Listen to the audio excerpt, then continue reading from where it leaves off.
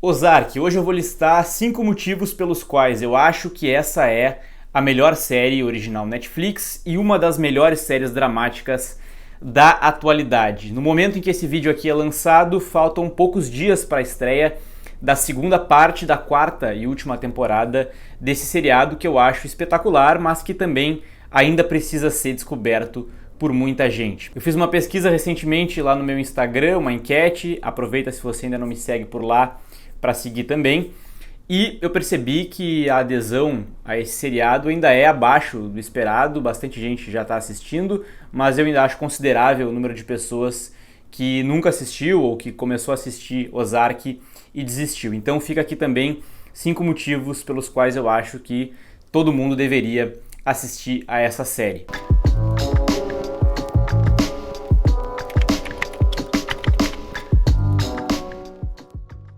Só no quinto e último motivo aqui dessa minha lista é que eu vou dar alguns spoilers, mas quando chegar a hora eu aviso, até lá fique tranquilo. O primeiro motivo que na minha opinião torna essa produção tão brilhante é a grande premissa da série. Em Ozark a gente acompanha a família Byrde, formada pelo Marty, pela sua esposa Wendy e pelos seus filhos a Charlotte e o Jonah. O Marty é um consultor financeiro de Chicago, aparentemente um cara bem certinho, um típico homem de família norte-americana que, no entanto, está lavando dinheiro para um grande cartel mexicano.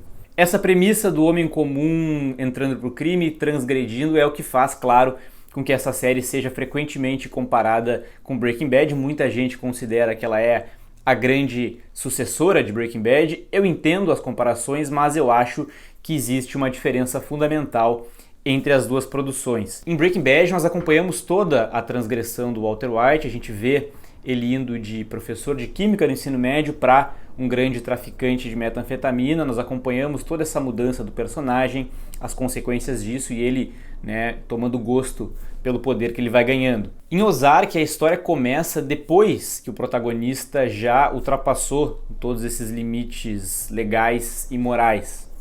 A história começa quando o Marty já tomou a decisão de lavar dinheiro para esse grande cartel mexicano. É só no decorrer da série que a gente vai tomando conhecimento dos detalhes dessa decisão que ele e a sua esposa tomaram de lavar dinheiro para os criminosos mexicanos.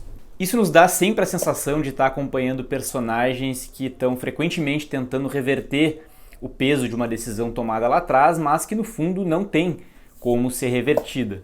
E ao longo do seriado, aí sim a gente vai vendo, vai assistindo como cada um deles lida com isso. O peso dessa escolha não fica de maneira nenhuma centralizado só no Marty. O que nos leva ao meu motivo número 2, pelo qual eu acho que todo mundo deveria assistir Ozark, que é o desenvolvimento dos personagens. Ozark é uma daquelas séries que, na minha opinião, tem o equilíbrio perfeito entre o que se chama de character driven e plot driven, ou traduzindo, histórias que são conduzidas pelo desenvolvimento dos personagens ou pelo desenvolvimento da trama.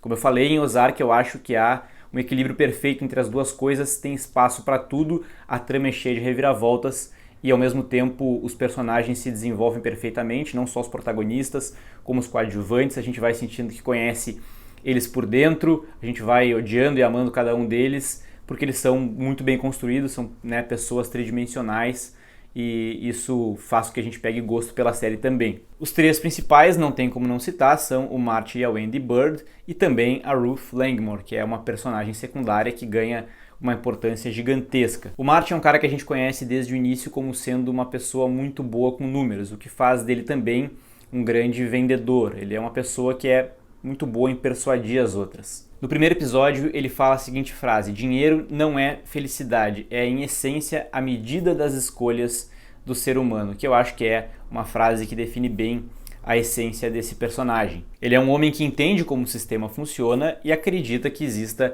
uma maneira calculada para quebrar e vencer esse sistema. Esse é o mesmo pensamento que leva ele a manipular as pessoas. Já a Wendy, a série nos mostra que ela é atualmente uma mulher que está se dedicando à família, mas que tinha uma carreira política anteriormente e ambições nesse meio político. Ela vai crescendo bastante ao longo da série, ganha uma importância igual, em alguns momentos até maior que a do Marty, e ela também se mostra muito mais ambiciosa que o marido em vários aspectos. Ela é quem cuida da influência da família fora dos números, ela acaba lidando mais com pessoas por causa dessa habilidade política e pela habilidade de manipular as pessoas, mais pelo emocional, de forma bastante inescrupulosa. Ela é inclusive uma personagem que se mostra várias vezes sem escrúpulos, o que não é uma exclusividade dela. Todos os personagens de Ozark, se a gente for colocar aqui, nenhum deles se salva muito no quesito valores morais. Já a Ruth é uma mulher que cresceu numa das famílias mais mal vistas de toda a cidade. Só tem trambiqueiro e criminoso nessa família dela, tanto os tios quanto o pai. O pai é pior ainda e ela, apesar de também operar fora da lei, se mostra como um grande ponto fora da curva nessa família. Ela é claramente a pessoa mais inteligente e mais ambiciosa de todos eles. Ela é quem quer sair daquela realidade, e isso é percebido pelo Marty Byrde. A parceria que eles formam é uma das coisas mais legais da série. Ele reconhece nela, né, o grande potencial que ela tem, e ela, de uma maneira estranha, acaba vendo nele uma influência, quase que uma figura paterna. Um acaba protegendo o outro, né, dentro daquela realidade na qual eles vivem. E ela tem também uma relação bonita com os primos, o Tree e o Wyatt principalmente. Ela acaba cuidando deles e se preocupa com eles. Acaba sendo o termômetro dela para não transgredir totalmente. Ela ainda quer que os dois tenham uma vida melhor do que ela pode ter para ela. Isso acaba sendo um dos grandes dilemas dessa personagem que a gente vai acompanhando ao longo da série, e o crescimento dela é um dos mais interessantes também. Outros personagens secundários também são muito interessantes da gente acompanhar. Tem a Darlene Snell, que é uma caipira local ali, que é, enfim, o ponto de ebulição de várias das coisas que acontecem ao longo da série. Os filhos do Marty e da Wendy, a Charlotte e o Jonah, também têm papéis interessantes. Eles têm um desenvolvimento que é interessante de observar. Principalmente, eu vou dizer aqui, a maneira como eles vão crescendo e ficando cada vez mais parecidos com os pais, de uma forma que é muito bem construída e assustadora em diversos aspectos. Nada disso que eu estou falando, claro, seria possível sem as atuações brilhantes de todos os envolvidos nesse seriado. Citando aqui os três que eu falei como principais: o Jason Bateman, que interpreta o Marty Byrde. Ele também dirige vários episódios da série, né? É um dos produtores executivos. Ele é brilhante, ele passa várias emoções só com a expressão fechada dele, e ele é também o fio condutor de tudo que acontece na série. É uma responsabilidade bem grande que esse ator tem de conduzir tudo que acontece, mesmo que várias vezes ele divida o protagonismo com outros personagens. A Laura Linney também é brilhante interpretando a Wendy. Ela tem uma cara de pastel que dá raiva diversas vezes e funciona perfeitamente bem para essa personagem que, como eu falei, ganha força com o decorrer dos episódios, com o desenvolvimento da série, e assume um protagonismo muito grande. E a Julia Garner entrega em todos os prêmios para essa mulher depois dessa quarta temporada. Só pela primeira metade eu acho que já vale todas as premiações que ela vai ganhar. A Ruth Langmore é uma personagem brilhante que não chegaria perto disso se não fosse pela grande interpretação dessa atriz. O quarto e penúltimo motivo é fotografia e design de produção. Eu sei, pode parecer uma coisa extremamente específica, e por que isso interessa tanto? Pode parecer uma coisa totalmente técnica, mas, como eu já falei nesse vídeo que está passando aqui em algum lugar sobre Coda, o filme que venceu o Oscar, as cores são super importantes para qualquer narrativa cinematográfica. Eles têm uma importância tão grande quanto elementos que a gente considera mais óbvios, como o roteiro ou o trabalho dos atores. E em Ozark isso não é diferente.